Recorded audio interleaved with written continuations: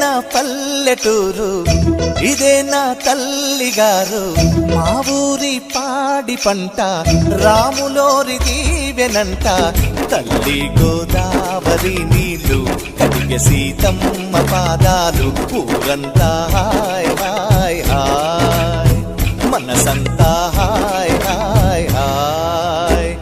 ఇదే నా పల్లెటూరు, ఇదే నా తల్లిగారు. మా ఊరి పాడి పంట రాములోరి దీవెనంట.